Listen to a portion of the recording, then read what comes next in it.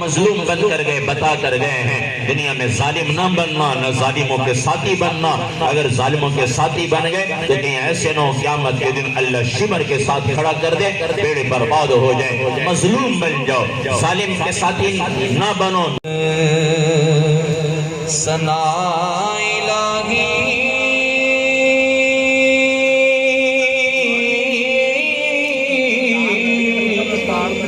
زحمت بن کر آئے تو بھائیو آج ہم کیوں زحمت بن گئے؟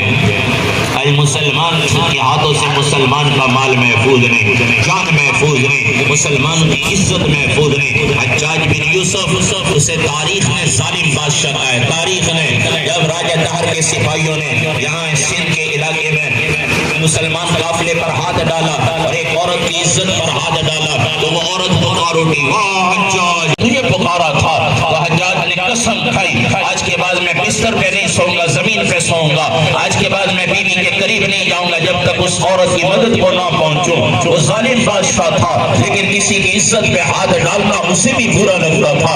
ایک لشکر بھیجا، شکست ہو گئے، پھر دوسرا لشکر بھیجا، شکست ہو گئے، پھر اپنے بڑے بڑے خزانے پر بوجھ آئے ہیں، کہنے لگا اس دفعہ یہ لشکر لازمی جائے گا، عورت کی مدد کو پہنچے گا، اور جو 100 درہم خرچ ہوگا میں 200 دگنا خزانے میں جمع کراؤں گا۔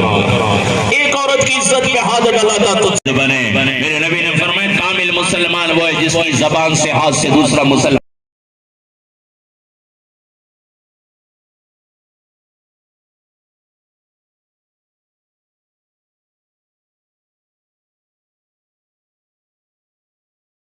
ادا کر کے چلے جائیں۔ امام عالی مقام نے نماز بھی ادا کی، ظالم نہیں بنے، مظلوم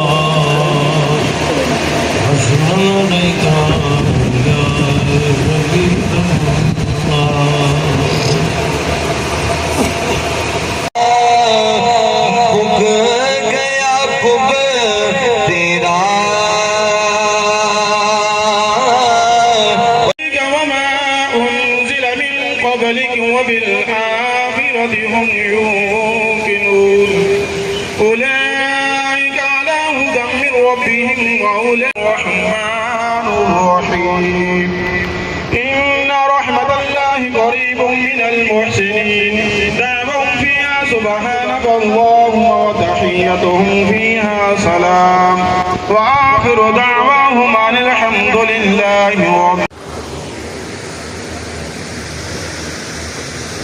تو موڈ میں آخری جا رہے ہیں